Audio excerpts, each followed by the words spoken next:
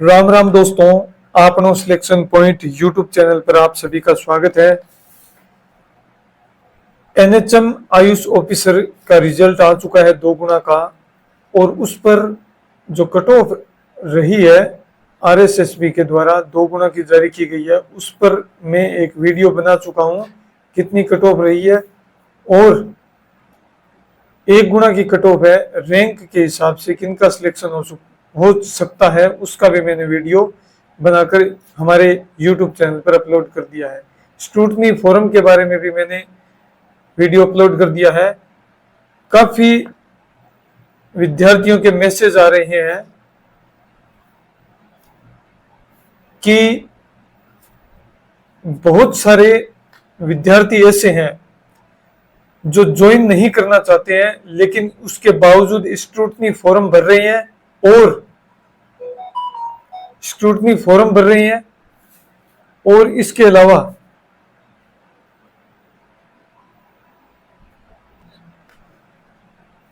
जो विद्यार्थी ज्वाइन नहीं करना चाहते हैं वो भी स्क्रूटनी फॉर्म भर रहे हैं। इससे क्या होगा, जो अभ्यर्थी वास्तव में 1 गुना की कट ऑफ में आ सकता है वो 1 गुना की कट ऑफ में नहीं आएगा, वो स्क्रूटनी फॉर्म भर देंगे जो ज्वाइन नहीं करना चाहते हैं वो, और फिर डीवी भी करवा लेंगे। इससे वो तो ज्वाइन नहीं करेंगे लेकिन सीटें खाली रह जाएगी और उसका बड़ा नुकसान होगा। तो इस वीडियो में मैं पूरी चर्चा करूंगा आपके सामने एनएचएम आयुष ऑफिसर की भर्ती के बारे में।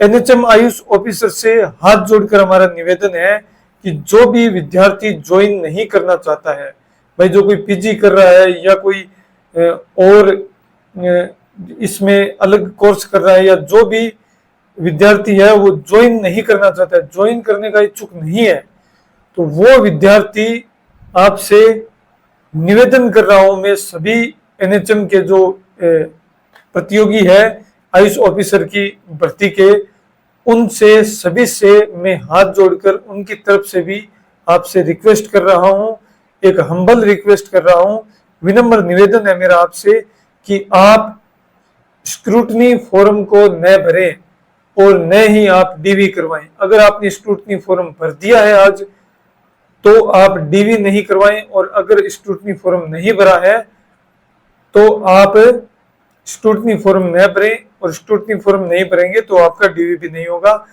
और इससे क्या होगा भाई, आप अगर स्क्रूटनी फॉर्म है ना वो भर दोगे, मैं आपको पूरा क्लियर करके बता देता हूं।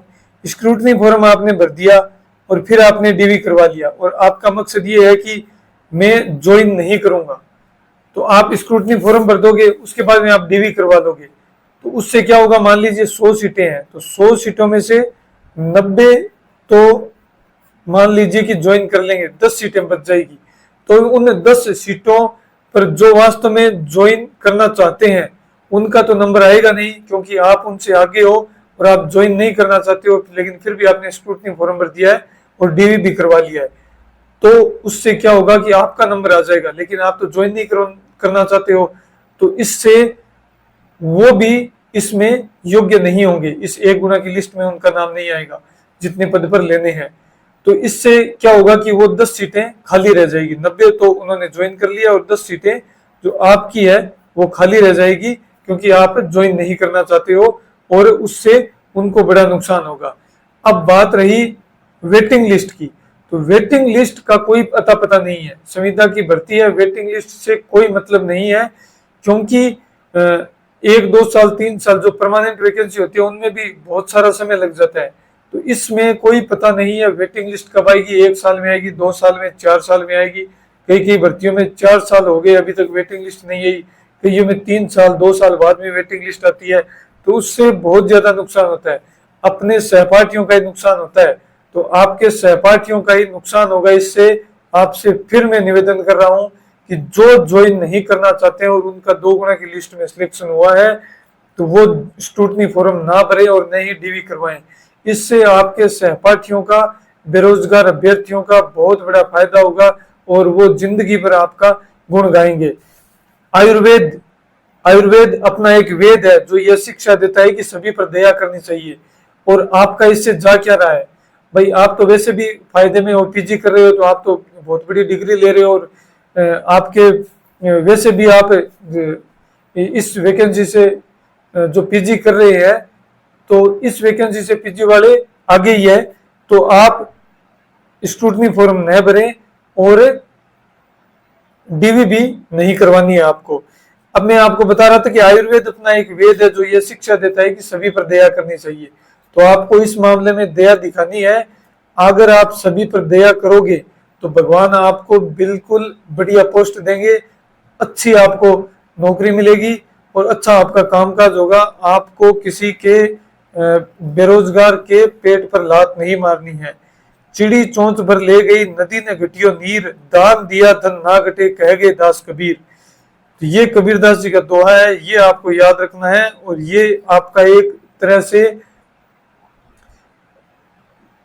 दान ही समझ लीजिए, आप अपने सहपाठियों को दिया हुआ आप दान ही मान सकते हो इसको। तो ये आपको ये दया आपको जरूर करनी है।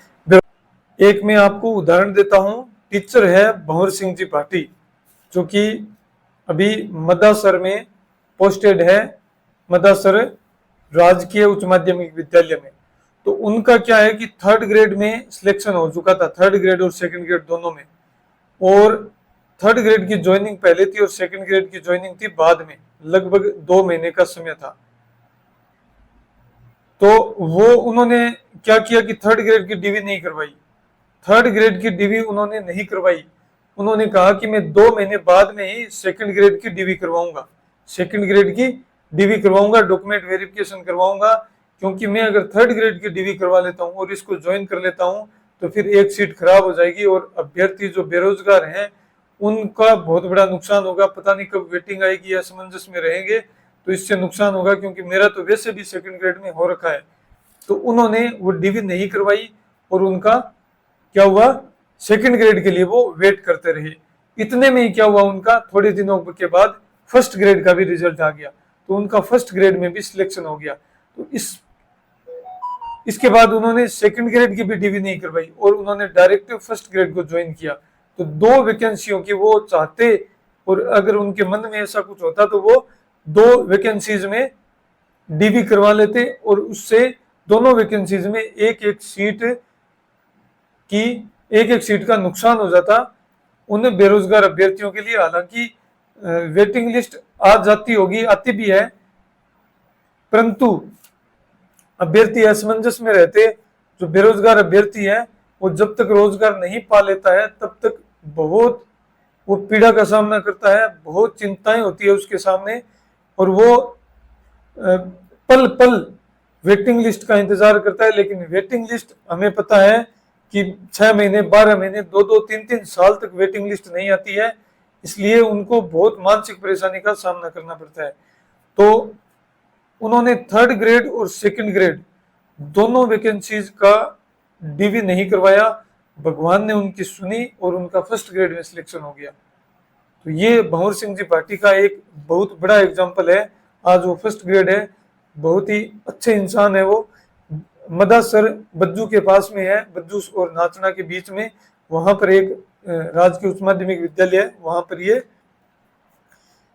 पोस्टेड है पिछले 2-2.5 सालों से। तो ये सबसे बड़ा उदाहरण मैंने आपके सामने पेश किया है। आप इनके उदाहरण को अपने दिमाग में बिठाकर ये जो एनएचएम आयुष ऑफिसर की वैकेंसी है इसका आप डीवी नहीं करवाएं, स्क्रूटनी फॉर्म न भरें जिनको ज्वाइन नहीं करना है। ये काम आपको जरूर करना है। और रिजल्ट का वीडियो मैंने आपके लिए बना ही दिया है कि रिजल्ट की मेरिट कितनी रही है, रैंक वाइज किन का सिलेक्शन हो सकता है 1 गुना में। तो एक बात और बता दूं, बहुत बड़ा नुकसान भी हो सकता है अगर उन्होंने डीवी करवा के और स्क्रूटनी फॉर्म भर के और डीवी करवाया। भाई ये तो वो भी जानते हैं अभ्यर्थी जो ज्वाइन नहीं करना चाहते हैं, जिनकी पीजी वगैरह चल रही है, तो उनको बहुत बड़ा आर्थिक नुकसान है। भाई वो इतनी बड़ी डिग्री छोड़कर इसमें ज्वाइन तो नहीं करेंगे, तो इससे ज्वाइन नहीं करोगे आप तो आप क्यों स्क्रूटनी फॉर्म भर रहे हो और डीवी करवा रहे हो, इससे तो सीधा सीधा आपके साथियों का नुकसान है। तो आपसे फिर मैं निवेदन कर रहा हूँ, डीवी नहीं करवाएं। और आगे मैं आपको बता रहा हूँ डॉक्यूमेंट वेरिफिकेशन के बारे में, थोड़े और मैसेज आए हुए थे, मैंने एक वीडियो बनाया है डॉक्यूमेंट वेरिफिकेशन का, और कल मैं आपके लिए एक पूरा वीडियो लाऊंगा, उस डॉक्यूमेंट फॉर्म का भरकर बताऊंगा, एक एक पूरी लाइन वाइज में आपको भरकर बताऊंगा कि आपको डॉक्यूमेंट वेरिफिकेशन वाला फॉर्म कैसे भरना है, कैसे अप्लाई करना है, कहाँ जमा करवाना है, कब करवाना है, किस प्रकार करवाना है, वो सारी बातें मैं आपको बताऊंगा। अगर आप हमारे YouTube चैनल पर नए जुड़े हैं तो चैनल को सब्सक्राइब जरूर करें। आपनो सिलेक्शन पॉइंट हमारा चैनल है, इसे लाइक करें, शेयर करें और सब्सक्राइब करें। वीडियो को आप स्किप मत करें, मैं आपके लिए पूरी जानकारी लेकर आया हूँ इस वीडियो में।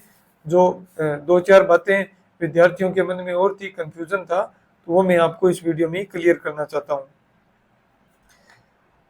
यहाँ पर डॉक्यूमेंट वेरिफिकेशन की ये लिस्ट दी हुई है, क्या क्या डॉक्यूमेंट चाहिए। एक कंफ्यूजन था विद्यार्थियों के कि कक्षा 10 की अंक तालिका और इनकी डिग्री, 12 की अंक तालिका और 12 की डिग्री, ये क्या है, ये क्या माजरा है। तो मैं आपको बता दूं, 10वीं की अंक तालिका यानी कि ये तो होगी मार्कशीट, और एक होती है उपाधि प्रमाण पत्र यानी कि डिग्री। तो 2008-10 के आसपास क्या होता था, ये 10वीं की मार्कशीट अलग आती थी और डिग्री अलग आती थी। डिग्री उसमें वो पास होने के बाद में एक प्रमाण पत्र होता था, उसमें मार्क्स वगैरह नहीं लिखे होते थे, वो एक अलग प्रमाण पत्र में होता था, और ये डिग्री एक अलग होती थी, उसमें बोर्ड अध्यक्ष के साइन वगैरह होते थे और वो पूरा प्रमाण पत्र बना के दिया होता था। तो वो दो होते थे, एक तो होगी डिग्री अलग से और एक जिसमें मार्क्स दर्शाए गए हैं। तो ये दो डॉक्यूमेंट होते थे 10वीं और 12वीं के। हालांकि बीए वगैरह इसमें अभी भी ये चलता है। तो ये तो हो गई 10वीं और 12वीं का कंफ्यूजन आपके लिए क्लियर कर दिया है। दूसरा इसमें है जाति प्रमाण पत्र। जाति प्रमाण पत्र चाहिए सिर्फ ईडब्ल्यूएस, ओबीसी और एमबीसी के लिए, ठीक है। ईडब्ल्यूएस, ओबीसी और एमबीसी के लिए जाति प्रमाण पत्र क्या है कि अगर अप्रैल 2025 के बाद आपका बना हुआ है ना, तो है वो सही, तो वो सही है। अगर आपका पुराना बना हुआ है तो भी कोई दिक्कत नहीं है। अगर आपने उसमें अपने डॉक्यूमेंट में पुराना दर्शाया है तो आप नए के लिए पहले आप अप्लाई जरूर कर दो। लेकिन आपके पास अगर पुराना है तो डीवी करवाते समय आपको पुराना है वो साथ में लेके जाना है, और नया अगर बन जाए तो भी वो साथ में लेके जाना। नहीं बनता है तो पुराना आप साथ में लेके जाना, और उससे क्या है कि वो आपको जहाँ वो अगर नया मांगे, अब आपके पास बन गया तो आप उनको उपलब्ध करवा देना। अगर नहीं बना है तो आप पुराना भी दे देना, कोई दिक्कत नहीं है। शपथ पत्र देना होगा आपको जाति प्रमाण पत्र के लिए, उससे आपको कोई समस्या नहीं आएगी। फिर आप जब आगे जाओ दोबारा तो उसके बाद में आपको जब नया बन जाए आपको वहां नया जमा करवाना होगा। तो ये होगी जाति प्रमाण पत्र की बात। चरित्र प्रमाण पत्र की बात करूं तो चरित्र प्रमाण पत्र आपको चाहिए दो और एक अलग अलग है। चरित्र प्रमाण पत्र दो प्रति कौन कौन सी है, दो प्रति है चरित्र प्रमाण पत्र की गजेटेड ऑफिसर की, यानी कि राजपत्रित अधिकारी है उनके दो अलग अलग राजपत्रित अधिकारी, जो सरकारी अधिकारी है उनके अलग अलग प्रमाण पत्र चाहिए। तो ये कौन कौन से, दो कॉपी करवा लेना आप, कोई फर्क नहीं पड़ेगा। तो राजपत्रित अधिकारी कौन से होते हैं, फर्स्ट ग्रेड जो सरकारी टीचर है वे हो गए, कॉलेज लेक्चरर हो गए, सरकारी डॉक्टर हो गए, ये गजेटेड ऑफिसर होते हैं। तो उनका अलग अलग चाहिए, एक डॉक्टर का बनवा लेना और एक फर्स्ट ग्रेड स्कूल लेक्चरर होते हैं उनका बनवा लेना। फिर एक आपको चरित्र प्रमाण पत्र चाहिए अंतिम शिक्षण संस्थान द्वारा जारी चरित्र प्रमाण पत्र, जहां से आपने अंतिम पढ़ाई की है वहां का चाहिए। ये सारे मैं आपको बता चुका हूँ, धोखाधड़ी घोषणा, शपथ पत्र, दहेज धूम्रपान निषेध के लिए शपथ पत्र, संतान संबंधी घोषणा पत्र, ये सब आप बनवा लेना तहसील में जाके। फिर तलाक, विधवा, स्पोर्ट्स, विकलांग, भूतपूर्व सैनिक प्रमाण पत्र, विवाह प्रमाण पत्र, ये तो सीधे सीधे ये अंतिम शिक्षण संस्थान द्वारा जारी चरित्र प्रमाण पत्र हो गया। चरित्र प्रमाण पत्र की दो प्रति होगी। टीएसपी और शहरिया क्षेत्र के निवासी होने का प्रमाण पत्र, ये भी आपका बनेगा। मूल निवास प्रमाण पत्र हो गया। जाति शपथ पत्र ईडब्ल्यूएस, ओबीसी और एमबीसी के लिए, और जाति प्रमाण पत्र एक अलग से हो गया। Rajasthan board of Indian medicine के द्वारा जारी वेद रजिस्ट्रेशन प्रमाण पत्र, बीएएमएस, बीएचएमएस और बीयूएमएस की अंक तालिका, कक्षा 12 का प्रमाण पत्र और कक्षा 12 की अंक तालिका, यानी कि कक्षा 10 की और 12 की अंक तालिका और डिग्री अलग अलग चाहिए।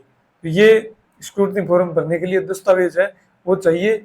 और इसके बारे में विस्तृत वीडियो है कैसे फॉर्म भरा जाएगा। मैं फॉर्म को लेके आपके सामने लेके आऊंगा PDF, और उसके माध्यम से मैं आपको बताऊंगा कि इसमें क्या भरना है, इसमें क्या भरना है। तो आप वीडियो को पूर्ण रूप से देखना, स्किप मत करना, क्योंकि उसमें एक एक शब्द की त्रुटि है ना, वो आपके लिए दिक्कतें पैदा कर सकती है। तो मैं आपको कल ये वीडियो उपलब्ध करवाऊंगा, आप वीडियो को पूरा देखना, कैसे फॉर्म भरना है, कब जमा करवाना है, कहाँ जमा करवाना है, और अन्य जो भी बातें हैं वो मैं आपको उस वीडियो में बताऊंगा। एक बार फिर से मैं NHM आयुष ऑफिसर जिनका सिलेक्शन हुआ है और जो ज्वाइन नहीं करना चाहते हैं उनसे हाथ जोड़कर मैं निवेदन कर रहा हूं कि आप अगर ज्वाइन नहीं करना चाहते हैं, ज्वाइन करना चाहते हैं उनकी अलग बात है, वो तो स्क्रूटनी फॉर्म भरे, DV करवाए, उनका सिलेक्शन हो, आपको पहले से अग्रिम शुभकामनाएं। लेकिन जो ज्वाइन नहीं करना चाहते हैं वो स्क्रूटनी फॉर्म न भरें और वो DV नहीं करवाएं, नहीं तो आपको भी नुकसान होगा, वो तो आपको पता ही है। लेकिन इससे सबसे बड़ा नुकसान है आपके साथियों को, बेरोजगार साथियों को। तो बेरोजगारी बहुत बुरी अवस्था है, बहुत बुरी दशा है बेरोजगारी। तो इससे आपके साथियों का नुकसान होगा। आप उन बेरोजगारों का साथ दीजिए, और ज्वाइन नहीं करना चाहते हैं तो स्क्रूटनी फॉर्म ना भरें और DV नहीं करवाएं। और जो मैंने मेरिट का बताया था, रिजल्ट का, वो सब एकदम ऑथेंटिक सोर्स के माध्यम से, करियर गुरुजी के डॉक्टर अनुपम जी शोरान से संपर्क करके उनके द्वारा बिल्कुल विस्तृत रूप से एनालिसिस करके वो वीडियो बनाया हुआ है। तो आप उस जो रैंक बताई है, जो कट ऑफ बताई है, उस पर आप बिल्कुल निश्चिंत हो जाए। अगर आप उसके आसपास है तो आपका सिलेक्शन बिल्कुल हो जाएगा, आप बिल्कुल अच्छी खासी दौड़ में हो। स्क्रूटनी फॉर्म के बारे में भी हमने डॉक्टर अनुपम जी शोरार से संपर्क किया है, वो हमें विस्तृत रूप से बताएंगे, और उनके माध्यम से बताए हुए सारी बातें हैं मैं आपको इस वीडियो में, अगले वीडियो में कल मैं आपको बता दूंगा स्क्रूटनी फॉर्म को कैसे भरना है, कैसे नहीं भरना है।